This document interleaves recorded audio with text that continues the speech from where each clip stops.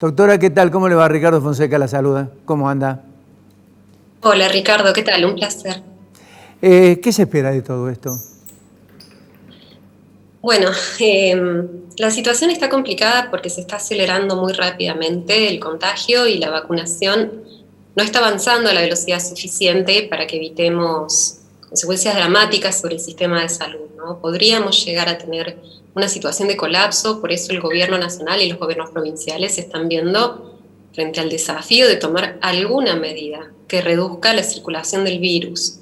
Pero hay un problema y es que las medidas, el año pasado ya lo vimos, pueden tener costos económicos muy grandes y eso puede implicar que algunas personas caigan en la pobreza, que la situación social empeore. Por eso también este año hay muchos reparos sobre tomar decisiones. De todos modos, hay que mencionar que se está reaccionando de forma bastante tardía con respecto a varios de los problemas que eran ciertamente muy predecibles.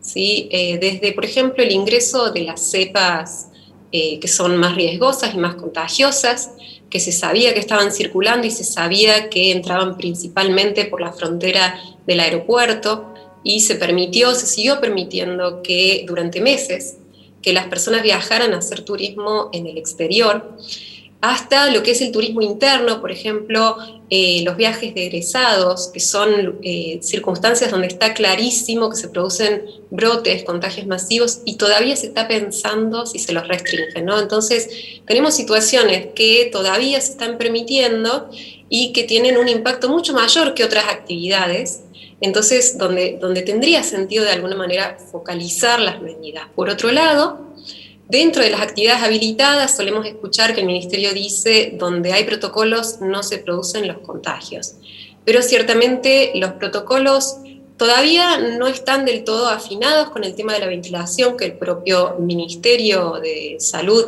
ha planteado hace unas semanas, que es fundamental, sobre todo ahora cuando empieza a hacer un poco más de frío, a veces en el transporte público las ventanas están cerradas, en los bares a veces la gente va al interior y no hay suficiente ventilación.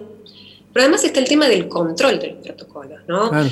Una cosa es que existan y otra cosa es que se cumplan. Entonces todavía creo que queda un margen, pero digo, para lograr reducir la circulación sin que eso implique ir a restricciones fuertes, evidentemente las fiestas son otra de las situaciones que son muy complicadas en términos de circulación y por eso creo que las restricciones nocturnas son pensadas como algo de un alto impacto con bajo costo en términos económicos.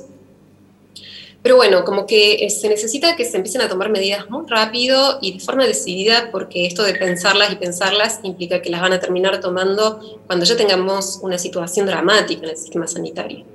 Coincido total y absolutamente con usted, doctora, en el planteo que ha hecho e inclusive me gustaría avanzar un poco más en este tema. Es decir, ¿qué fracasó en todo esto?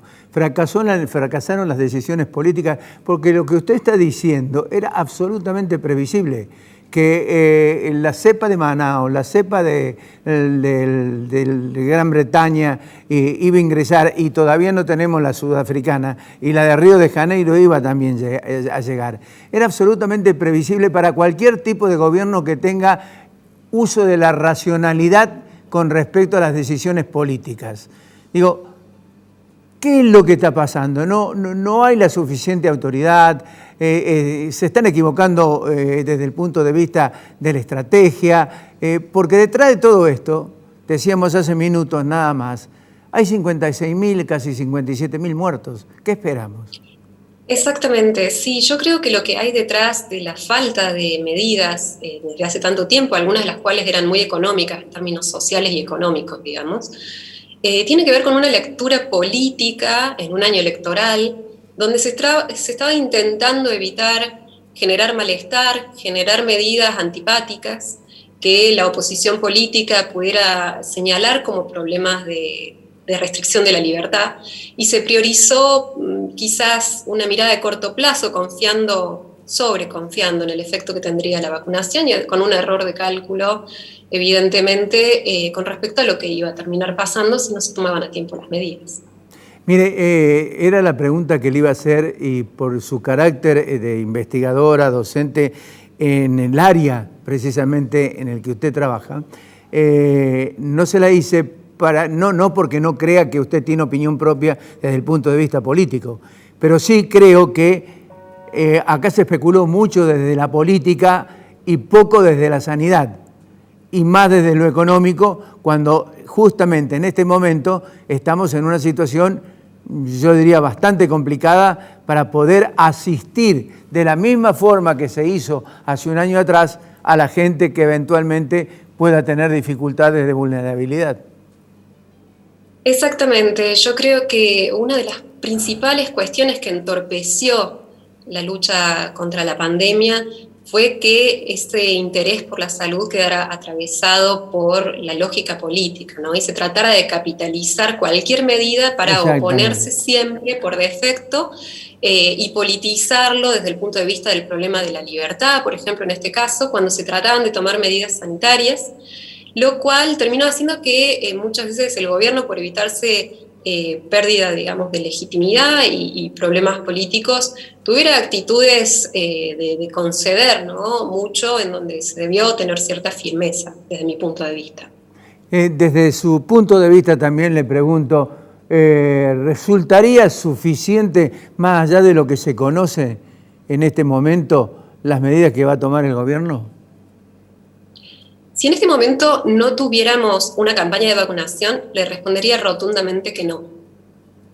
Pero afortunadamente el 2021 tiene un panorama diferente al que teníamos en el año 2020 porque tenemos un horizonte en el cual la peligrosidad, digamos, de esta enfermedad se va a ir reduciendo para nuestra sociedad a medida que, sobre todo la población de riesgo, esté inoculada. Entonces lo que tenemos ahora es una batalla contra el tiempo, es lograr evitar muertes en los próximos 2 o 3 meses, que son como la clave del tiempo que pensamos que llevaría realmente avanzar fuertemente en la vacunación, algo que de todos modos no podemos garantizar porque estamos en manos de variables externas, ¿no? Que es que las vacunas lleguen. Entonces, en vistas de cómo se vienen tomando las medidas y con la velocidad que se vienen tomando, la sensación es que no, pero bueno, todavía no conocemos cuáles son esas medidas. Evidentemente se viene viendo esta tendencia a tomar las menores medidas posibles, ¿sí? Con demasiado recato en una situación donde la aceleración de los casos es muy alta. Pero también hay que decir que me parece que hay un problema que se ha soslayado quizás desde el gobierno, pero también podríamos decir desde la sociedad.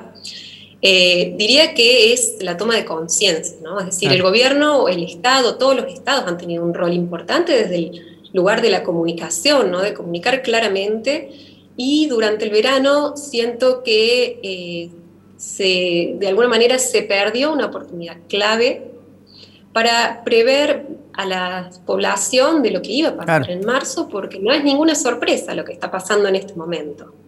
Entonces, era previsible que si nos relajábamos, porque en el verano había menos contagios y nos acostumbramos a la idea de que la pandemia ya pasó, esto iba a ocurrir de forma mucho más acelerada cuando volvieran las temperaturas más frías y cuando la movilidad se normalizara post vacaciones, ¿no? Cuando se abrieran las escuelas también, porque más allá de que en las escuelas se cumplan los protocolos, cosas que no podemos saber con certeza, lo seguro es que con las escuelas volvieron los cumpleaños infantiles, con las escuelas volvieron el uso masivo del transporte público, ¿sí? Muchas otras cuestiones sociales que se reactivaron con una sensación de la pandemia es cosa del pasado, que ahora no nos ayuda en nada. José, ¿alguna? No, simplemente, además hay un dato significativo que a riesgo de ser reiterativo, lo hemos hablado con los anteriores protagonistas, es el espejo moral, deontológico, que la dirigencia tiene que mostrar a la hora de decir, yo lo hago, ustedes lo hacen. Si tenemos un presidente que anda sin barbijo besándose con gobernadores, con dirigentes sindicales y otro expresidente que se reúne hoy y tiene que estar aislado, no tenemos espejo, doctora, no tenemos espejo donde mirar. Sí, eso tiene que ver con la cuestión de la estrategia de comunicación, porque evidentemente, como usted dice, el ejemplo de las personas, de quienes son funcionarios, es fundamental. porque el mensaje se debilita si nos dicen que deberíamos hacer una cosa, pero vemos en los hechos que se hace otra, ¿no? Evidentemente ahí hay una falla en la comunicación y creo que es algo que posiblemente se haya descuidado de forma generalizada en la atención de la pandemia, la importancia que tiene la comunicación pública en todas sus fases, no solamente en los mensajes o en las campañas de concientización, sino en cuestiones como las que usted señala, ¿no? El hecho de, por ejemplo, que veamos a nuestro presidente con barbijo o a nuestros funcionarios en general y que los veamos, por ejemplo, al aire libre y no en lugares cerrados donde no vemos ventanas abiertas. Doctora, muchas gracias. Sí, doctora, muchas gracias de verdad. No, por favor, hasta luego.